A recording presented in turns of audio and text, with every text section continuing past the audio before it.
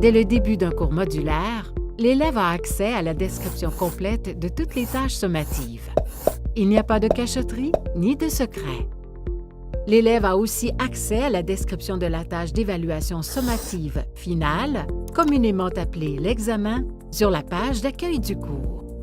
Il est important de lire cette tâche avec les élèves dès la première semaine du cours, de répondre à leurs questions et de les encourager à revenir la consulter régulièrement et à la commencer tout de suite afin de ne pas garder tout le travail pour la fin du cours.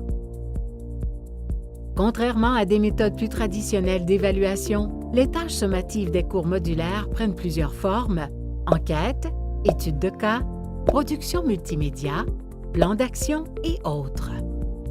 Ce sont des tâches complexes qui font appel à de nombreuses compétences, dont l'autonomie, la communication, la collaboration et la pensée critique, qui serviront l'élève au-delà de l'école tout au long de sa vie. Pour toutes les tâches sommatives du cours, il faut faire participer les élèves à la co-construction des critères d'évaluation. Des grilles du rendement sont disponibles, mais elles doivent être modifiées et adaptées en fonction des résultats de la discussion avec le groupe classe.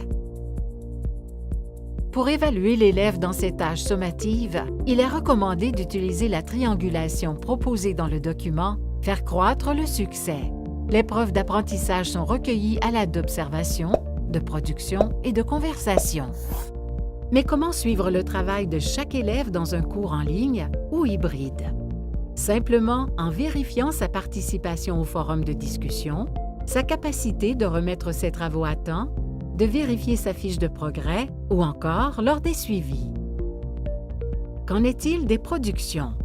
Souvent, l'élève a le choix parmi plusieurs types de productions dans un même module.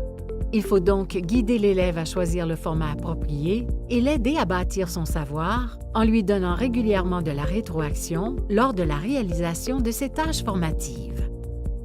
Finalement, les conversations après la remise d'un travail permettent de discuter avec l'élève de ses bons coups, mais aussi de déterminer les améliorations à faire.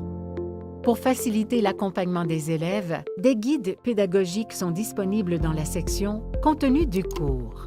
Ces guides donnent des suggestions de stratégie, des pistes de rétroaction, ainsi que les attentes précises à évaluer.